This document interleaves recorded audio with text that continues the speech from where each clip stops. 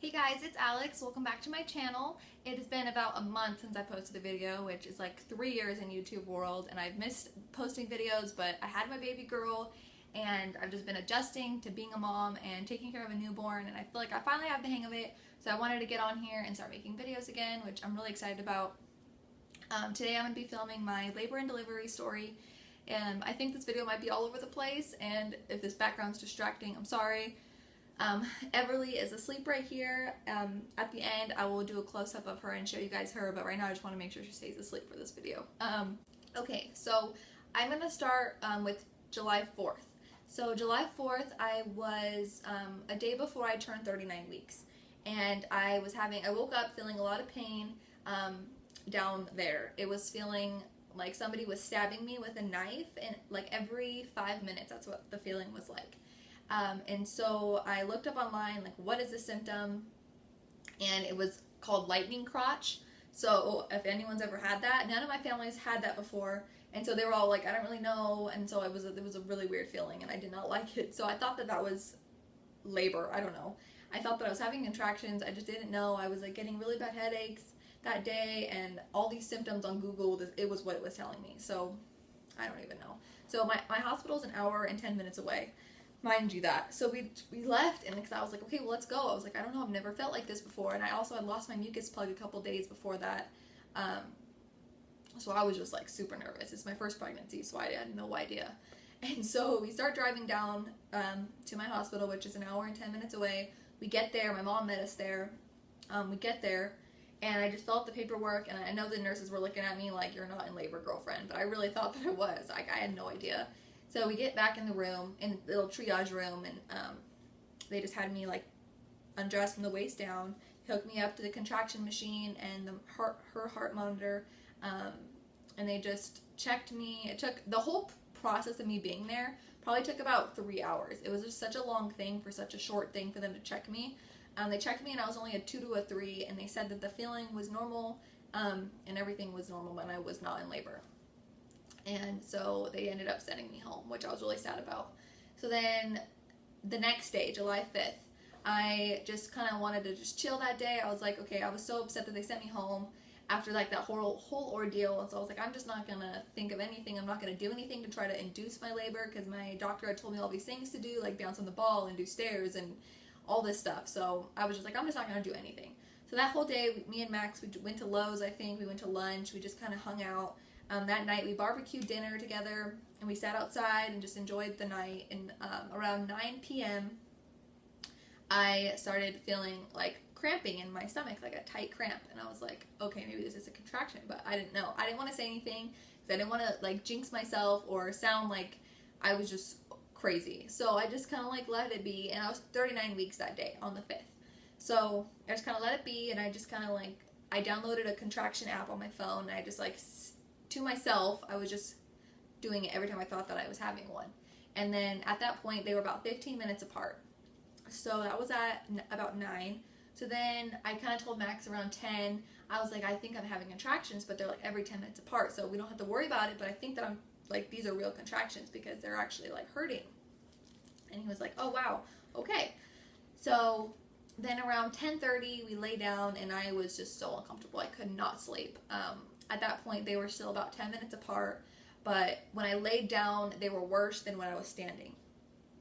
So I couldn't even lay down. So I stood up, and I was walking around, and I tried to go to sleep, and I ended up sitting on the toilet half the night anyway, because then around 11:30, they were about 8 minutes apart. I actually wrote some stuff down on my phone just so I don't forget, so I'm just going to keep looking down just for a reference. So yeah, So then around 11:30, I woke up Max, and I told him, I said, they're about 8 minutes apart, they're getting more painful, like, I don't know what to do. And he was like, okay, well, do you think that you're like psyching yourself out? And I was like, I might be, I don't know. And I didn't want to go back to the hospital and have them send me home, because that was just a nightmare, and I just didn't want to do that again. So I was like, okay, we'll go back to sleep, like, I'll wake you up if anything else happens. So I was like just sitting on the toilet. I literally felt like I had to poop my pants, and I knew that was, I've heard that is the actual, like, just the pressure of what you're going to feel when you're in labor. So I just like dealt with it. And then around maybe midnight, they were about 7 minutes apart, 5 to 7 minutes apart every time I was going, touching my app. And then I went in the room about midnight, and I was just like, oh, in so much pain. Like, but it wasn't, I don't know. I think I just psyched myself out. I just didn't want to waste my time driving down to the hospital for them to send me home. So then around maybe 1 o'clock, I came in and woke up Max again, and I was like, okay, they're getting closer together, but like when I'm not having them, I feel okay. But when I have them, like they are really painful. My stomach's really tight and the pressure is really bad. And he's like, okay, like, well, do you want to leave? And I'm like, no. I'm like, go back to sleep. I was like, I'll wake you up again. So I went back in the baby's room just so I didn't wake him. And I was kind of like rolling on my exercise ball. And I actually called my hospital. And I called the women's center and I told them what I was feeling. And my contractions were every 5 to 7 minutes apart, sometimes 4 minutes. It was just all different. But they were very consecutive since 9 o'clock at night. I was having them the rest of the night. And they told me, don't come down unless they're 2 to 3 minutes apart. And I was like, okay, well, I live an hour and 10 minutes away, so they could get to that point. Like, should I start heading down, or are you going to send me home? And they were kind of just like, well, we don't know, like, just don't come until they're 2 to 3 minutes apart. And I was like, okay. Like, at that point, I was just irritated, and I just hung up. And I was just like, okay, whatever. So I hung up, and then around 2 o'clock hit, and I came back in and woke up Max, because at that point, they were hurting so bad I couldn't breathe. Or no, I could breathe, but I was breathing heavy, and like when they were happening, I couldn't talk through them. Like, it was very, very painful. So I woke him up and I was like, okay, we need to go. And he was like, are you sure? And I was like, I'm sure. I was like, I'm 95% sure that I am going to have this baby today. And he was like, okay. He's like, let's go. So we got our bags. We like kind of got ready a little bit, threw on some sweats. We got our bags and we started driving down. I called my mom. I woke her up, I told her what was going on, and then we texted his parents, and I texted my dad, and I just told them, this is what's going on, but I will let you know if they admit me, so don't worry about trying to rush to the hospital. Like, I know it'll be a long process. So my mom actually met me at the hospital with my 2 little sisters, so we all got there around 3 a.m. And so I walked upstairs, because I already had all my information and everything. All they had to do was give me a new bracelet, and this time me and Max went back into the triage room. They took me right away because there was nobody really there at 3 a.m. And they started asking me all these weird questions that when I was laying in the bed after they hooked me up to the monitor, they asking me all these weird questions. And then like what my religion was and just like all these weird things. And I was like, okay, whatever. And then they said I was having contractions, and at that point they were 2 to 3 minutes apart. And she's like, wow. She's like, okay, you're having them, and they get pretty strong. And I was like, I know they're pretty strong. Like, I feel them. And I kept feeling like I had to go to the bathroom. Like, I felt like I had to poop my pants. It was the weirdest thing. And I kept trying to go to the bathroom, but nothing was coming out. And they even said, they're like, it's not, you don't have to poop. But I kept feeling like I had to. So they checked me, and I was a 4. And at my hospital, I thought that they admit you if you were a 4, but they don't. They admit you now if you have to be a 6. But because my contractions were so close together, they ended up calling the doctor, and they asked what the doctor wanted me to do. Like, did they want me to go home and maybe walk around and come back later that day, or did they want to admit me now? So he said because my contractions were so close, just to admit me now, or admit me, but he wanted me to go walk around the hospital for an hour. And so they're like, okay. And so they put me in a gown, and I put my flip-flops on, and me and Max started walking, and me and my mom were walking. And honestly, like, that was really hard to do because I was having really bad contractions. So half the time in that hour, I was sitting down because I could not walk. I was just like, I'm not walking. I was like, they're going to admit me anyway. I'm not walking. Like, this is so painful. So then around 5 a.m., it was about 5 a.m. at that point, I went back and I was like, okay, it's been an hour. And they're like, okay, let's go. And they brought me to my room, and they admitted me, and they took my blood work, and they asked me if I wanted the epidural. And at that point, I was like, I don't think I do. I was like, the pain isn't so bad yet, so I think I'm going to go a little bit longer. And they're like, okay, just letting you know, though, he is going off of his shift, the anesthesiologist. So if you're not going to get it now, you probably won't be able to get it for a couple more hours. So I was like, okay, give it to me now. So then they checked me before they gave it to me, and I was at a 5. So I went up 1 centimeter. And then the epidural guy came in around maybe 5:30, and he did all of that. Honestly, I was so nervous, but it ended up being okay. Like, it wasn't what I thought it was going to be. It did feel like a little bee sting, I guess people have described it as. And then when he was actually putting the epidural in, it felt like a lot of pressure, him pushing on my back really, really hard, and like a noodle like slithering down my back. It was the weirdest feeling, and I really did not like that feeling. But honestly, after that, the pain went away completely, and I was totally fine.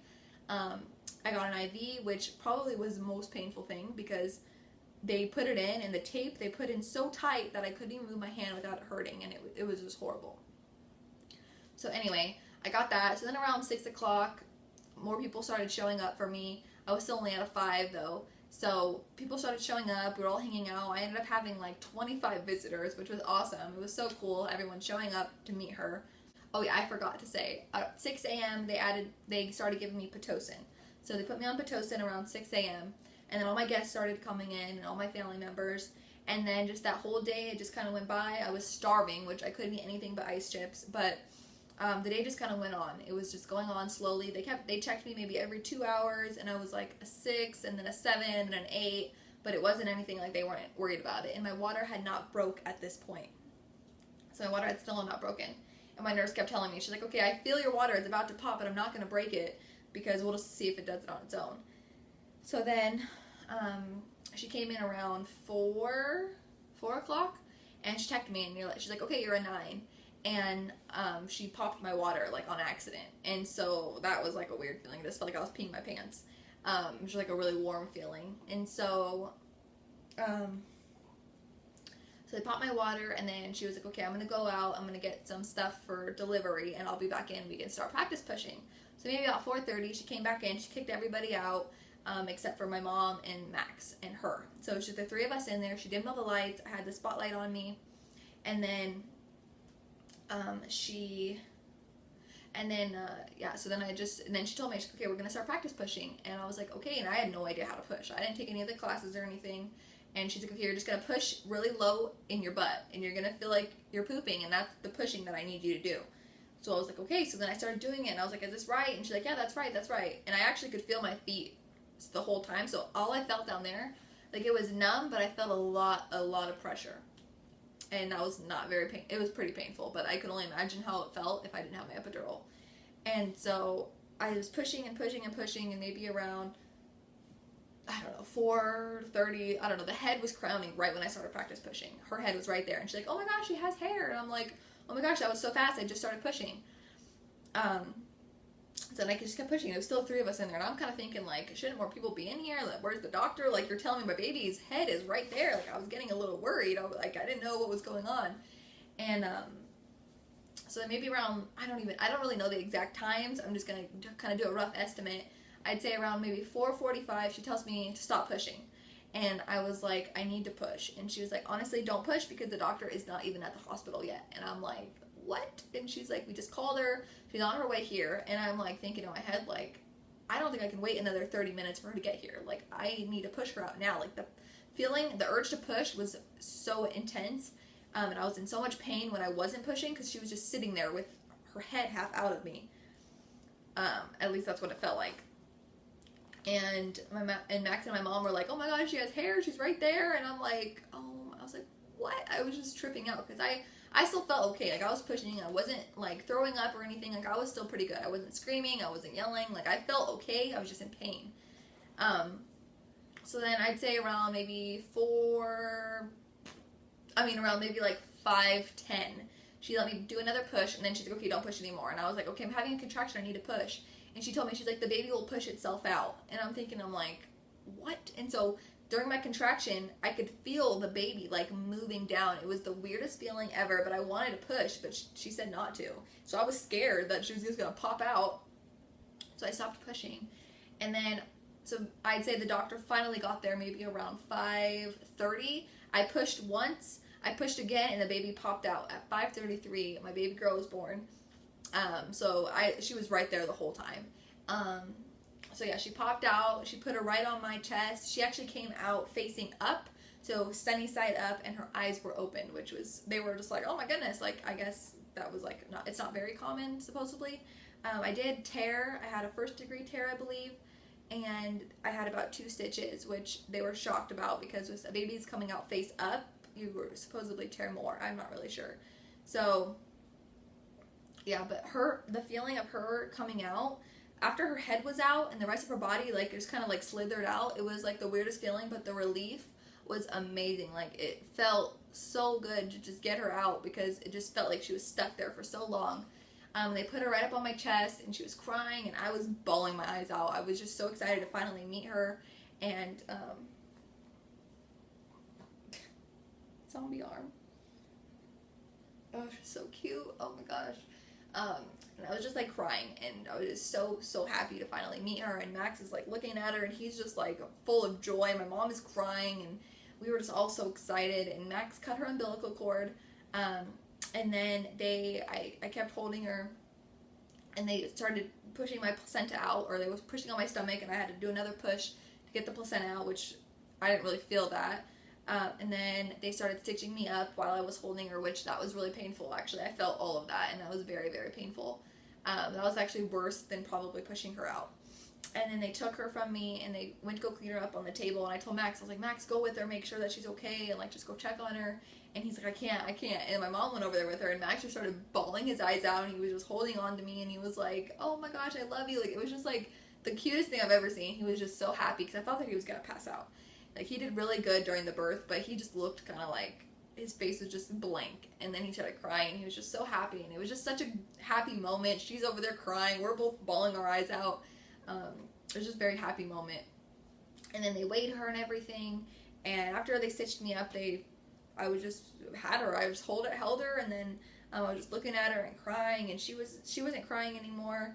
And then the rest of our parents came in, and everyone got to see her, and it was just the most unreal feeling ever. And then, yeah, she weighed 6 pounds, 9 ounces. She was 19.5 inches long, and she was born at 5:33 p.m. So I was in labor for quite some time. But yeah, it was so worth it, and I'm so happy. After I held her in my arms, it was just like the best feeling ever. And then after that, we stayed in the delivery room for about an hour. And then they moved us to our postpartum room, I guess, or we were going to stay the rest of the time, which was a really nice room. And that whole postpartum journey of me is a different story. I'll make a different video on that. And yeah, so then she was born, and that is my labor and delivery, and I would do it all over again 1 million times to get this outcome. I am so in love with her.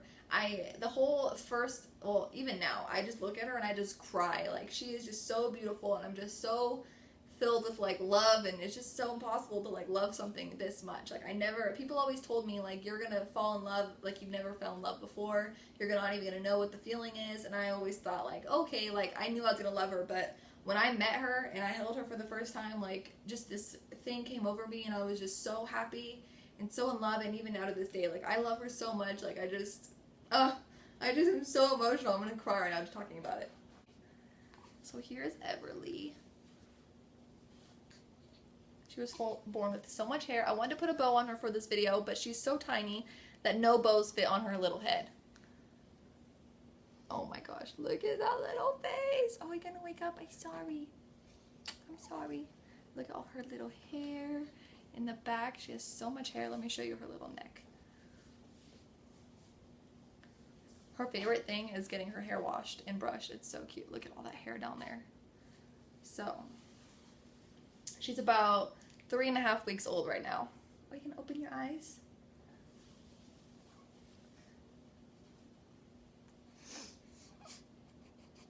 Oh my gosh, she's so pretty. You gonna show everyone your pretty eyes? She's like, no mom, you're crazy. So yeah. I hope you guys enjoyed this video, and I will see you in my next one. Bye.